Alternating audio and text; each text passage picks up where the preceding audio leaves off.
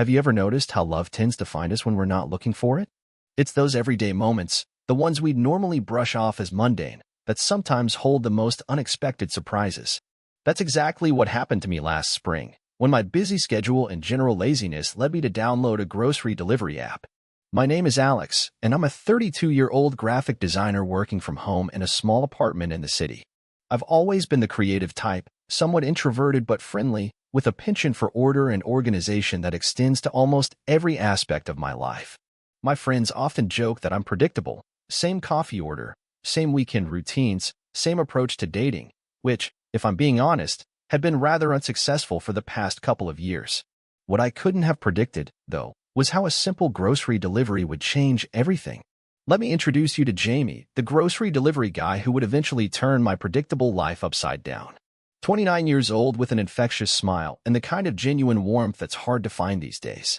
Jamie was working as a delivery person while finishing a degree in environmental science. Tall with dark curly hair that always looked slightly windswept, and eyes that crinkled at the corners when he laughed.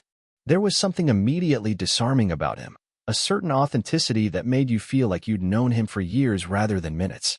Before Jamie started delivering my groceries, my life had fallen into a comfortable but uninspiring routine. Wake up, make coffee, work on design projects, maybe catch up with friends on the weekend, repeat. Dating apps had become a source of disappointment rather than opportunity, and I'd recently decided to take a break from actively seeking romance. Focus on yourself, my best friend Mia had advised, and love will find you when you least expect it.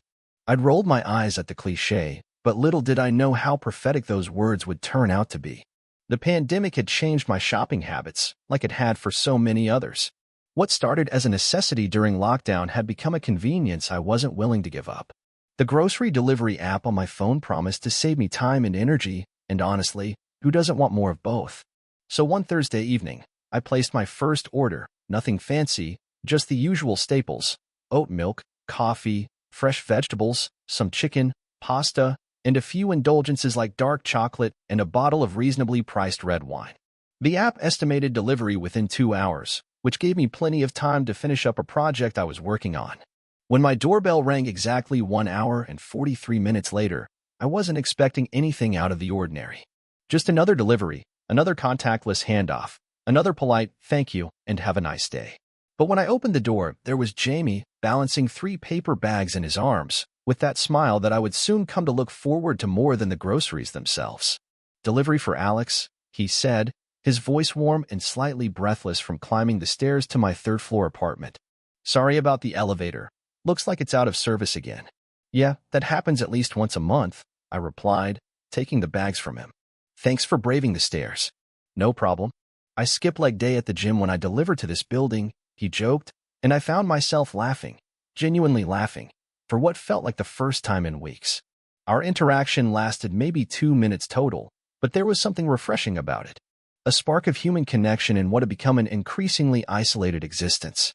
As I unpacked my groceries, I realized he'd included a handwritten note on my receipt.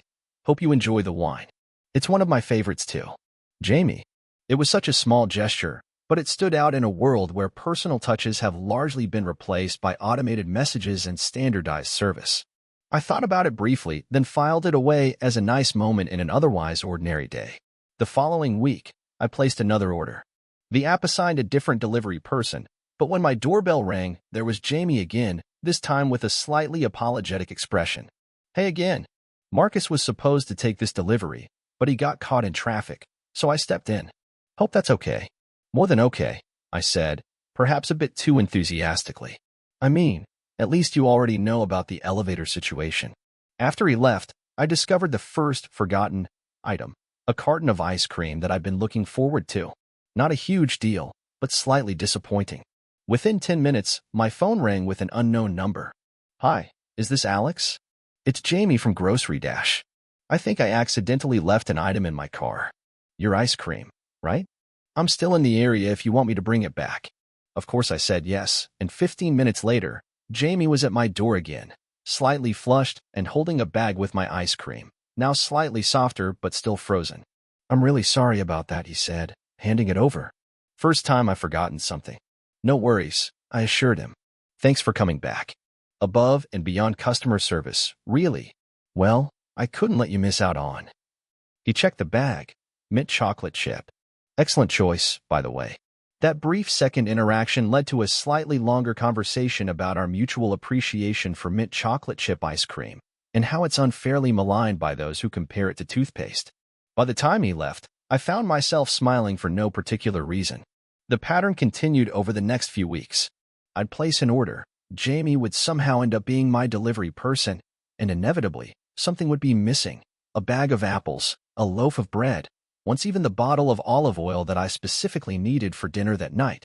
Each time, Jamie would call, apologize profusely, and return with the missing item, usually within half an hour. And each time, our conversations would grow a little longer, a little more personal. I learned that Jamie had moved to the city 3 years ago for school, that he had a rescue dog named Einstein, that he volunteered at a community garden on weekends. He learned about my graphic design work, my collection of vintage movie posters, my failed attempts at keeping houseplants alive. These little snippets of conversation, squeezed in between apologies for forgotten groceries, began to become the highlight of my week. It took me embarrassingly long to catch on. In my defense, I wasn't looking for romance, and customer service workers are paid to be friendly. But after the 5th or 6th forgotten item, even I couldn't ignore the pattern. Either Jamie was the most forgetful delivery person in the history of grocery delivery, or there was something else going on. The realization hit me during a call with Mia. I was telling her about the latest delivery mishap, a missing carton of eggs, when she interrupted me mid-sentence. Alex, are you serious right now? This guy isn't forgetting your groceries. He's creating excuses to see you again. What? No, that's not. I mean, he wouldn't. But even as I protested, I felt the pieces clicking into place. The way Jamie always seemed to be assigned to my deliveries despite the app showing different names. The way the forgotten items were never perishable or urgent until I mentioned needing something specific for dinner. The way our conversations had been getting progressively longer and more personal. Trust me, Mia said with the confidence of someone who's been right about these things before, this grocery guy is into you. The question is, what are you going to do about it? What indeed? Part of me was flattered, even excited by the possibility. Jamie was undeniably attractive, kind, and we seemed to click in a way I hadn't experienced in a long time. But another part of me felt uncertain. What if I was reading too much into it? What if this was just his way of providing good customer service? And even if he was interested, was it appropriate given the customer service provider dynamic? These questions were still swirling in my mind when I placed my next order. This time, I included a note in the delivery instructions. Please make sure all items are included in the delivery. I've been having issues with missing items lately. When Jamie arrived with my groceries, there was a slightly nervous energy about him that I hadn't noticed before.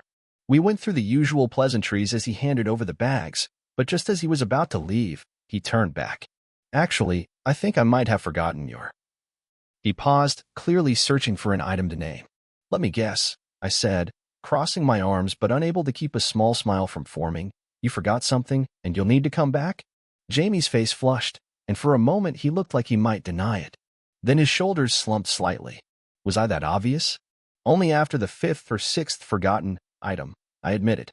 For a while there, I just thought you were really bad at your job. He laughed, a genuine, slightly embarrassed sound that made something warm unfurl in my chest. I'm actually really good at my job. Just not when it comes to your deliveries, apparently. There was a moment of silence between us, charged with unspoken questions and possibilities. Finally, I decided to be direct. Jamie, have you been deliberately forgetting items so you'd have an excuse to come back? He ran a hand through his curly hair, a gesture I'd come to recognize as a sign of nervousness. Yes, he admitted. And I'm sorry if that was weird or unprofessional.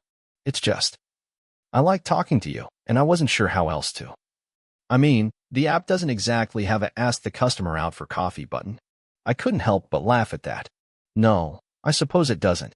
I understand if you want to report me or request a different delivery person, Jamie continued, words tumbling out quickly now. But before you do, I just wanted to say that I really enjoy our conversations, and I'd love to have one that doesn't revolve around missing groceries. Maybe over coffee or dinner sometime. The vulnerability in his voice, the genuine hope in his eyes, it was impossible not to be moved by it. And if I'm being honest, I've been looking forward to seeing him each week more than I cared to admit, even to myself. I'd like that, I said, surprising myself with how easy the words came. But on one condition. Name it. No more forgotten groceries. My ice cream budget is taking a serious hit with all these melting and refreezing cycles. His smile in that moment was worth every slightly too soft pint of ice cream, every delayed dinner, every moment of confusion about whether he was just being friendly or something more. Deal, he said. Though I should warn you, I'm much better at remembering things when I'm not trying to come up with excuses to see someone cute. We exchanged numbers, properly this time. Not that I need to call about your missing groceries way, and made plans for dinner that weekend. As Jamie left, there was a lightness in his step that matched the fluttering feeling in my chest. Our first official date was at a small Italian restaurant halfway between our apartments. Without the pretext of grocery delivery, I was worried things might be awkward, but conversation flowed as easily as the wine. Jamie told me about his passion for environmental science, how he hoped to work in sustainable agriculture after graduation. I shared stories about my most demanding clients and my dream of eventually opening my own design studio. We discovered a shared love of old sci-fi movies, a mutual hatred of cilantro, and a common dream of traveling to Japan someday. I have a confession to make, Jamie said as we shared a tiramisu for dessert. The very first delivery? When I left that note about the wine? That wasn't actually part of my grand plan. I really did think it was cool that we liked the same wine. So when did the master plan of forgotten groceries begin? I asked, genuinely curious about when casual interest had turned into something more deliberate. The ice cream, he admitted. I was halfway back to the store when I realized I'd left it in the car.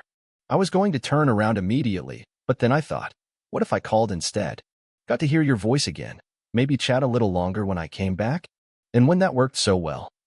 You created an entire grocery-based courtship strategy, I finished for him, unable to keep the amusement from my voice. When you put it that way, it sounds ridiculous, he laughed. But in my defense, it worked, didn't it? Looking at him across the table, his eyes crinkling with that smile that had first caught my attention, I couldn't argue with his results. That first date led to a second, and a third, and soon we were seeing each other regularly. I met Einstein, his enthusiastic rescue dog who immediately decided my lap was his new favorite place. Jamie came over for home-cooked meals where nothing was forgotten or delivered late. We explored the city together, finding hidden parks and tiny bookstores and the best ice cream shop that, we both agreed, made mint chocolate chip even better than the grocery store version. It wasn't all smooth sailing, of course. We had our differences. Jamie was spontaneous where I was a planner. He was an optimist while I tended toward pragmatism.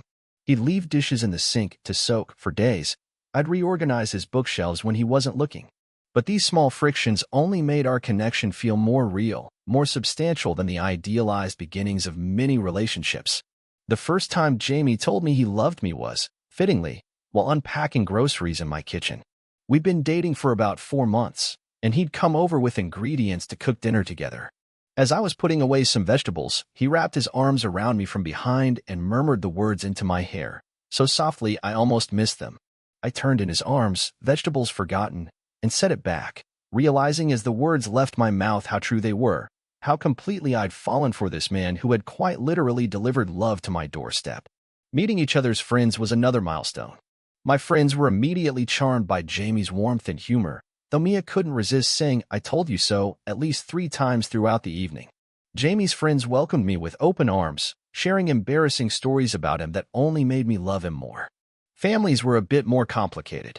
My parents lived across the country and were traditional in many ways. Coming out to them years ago had been difficult, and while our relationship had improved over time, introducing them to boyfriends was always a delicate process. Jamie's family was local but large and boisterous, with strong opinions and louder voices. The first family dinner I attended was overwhelming in the best possible way. His mother hugged me like she'd been waiting years to meet me. His father grilled me about my career with genuine interest, and his 3 sisters teased Jamie mercilessly about his grocery delivery seduction technique. 6 months into our relationship, Jamie's lease ended, and after several long conversations about timing and readiness and practical considerations, he moved into my apartment. Einstein came too, of course, claiming the sunny spot by the window as his own. My organized, predictable space was suddenly filled with Jamie's textbooks and hiking gear and the special brand of dog food that Einstein preferred. It was an adjustment, but one that felt right, like pieces of a puzzle finally coming together. 1 year after that first grocery delivery, we decided to celebrate by recreating it. Jamie ordered all the same items from that initial order, even finding the same brand of wine. He insisted on delivering it himself, ringing the doorbell and standing there with 3 paper bags and that smile that still made my heart skip. "Delivery for Alex," he said, just like he had that first day. But this time, when I took the bags, I found something else nestled among the groceries, a small velvet box containing a simple silver band. And when I looked up, Jamie was down on one knee, asking a question far more important than whether I wanted my ice cream returned. I said yes, of course. How could I not? This man who had found the most unexpected way to enter my life, who had shown me that love could be found in everyday moments and mundane errands, who had taught me that sometimes the best things come from the most ordinary beginnings. Our story isn't extraordinary in the grand scheme of things. We didn't meet in an exotic location or experience love at first sight or overcome impossible odds to be together. We're just 2 people who found each other because one of us was willing to forget a carton of ice cream, and the other was willing to notice the pattern and take a chance. But maybe that's what makes it special. In a world obsessed with epic love stories and grand romantic gestures, there's something beautiful about finding love in the ordinary, about connection growing from conversation to conversation, from one forgotten grocery item to the next. So if there's a lesson in our story, maybe it's this: pay attention to the everyday moments. Be open to connection in unexpected places. And if your grocery delivery person keeps forgetting items and coming back with a smile that seems just a little too bright to be about customer service, well, maybe check your receipt for a handwritten note. As for Jamie and me, we're planning a small wedding next spring. I'm still designing. He's finished his degree and started working with a sustainable agriculture nonprofit. Einstein has been promoted to ring bearer, a responsibility we're all slightly nervous about but committed to nonetheless. We still use the grocery delivery app occasionally, though Jamie is no longer the one bringing the orders. And yes, sometimes items are still forgotten, but now it's genuine forgetfulness rather than romantic strategy, and we laugh about it every time. Love finds us in the most unexpected ways. Sometimes it's dramatic and obvious, like lightning striking. And sometimes it's as simple as a forgotten carton of ice cream and the delivery person who comes back with a smile and an apology, and, though neither of you know it yet, the beginning of a future together. So the next time you're going about your ordinary day, doing ordinary things like ordering groceries or walking your dog or waiting for coffee, remember our story. Remember that love doesn't always announce itself with fanfare. Sometimes it shows up at your door with paper bags and an excuse to come back again. And if you're paying attention, if you're open to the possibility, you might just find that the most extraordinary love can grow from the most ordinary beginnings. Total_char_count, 18,876.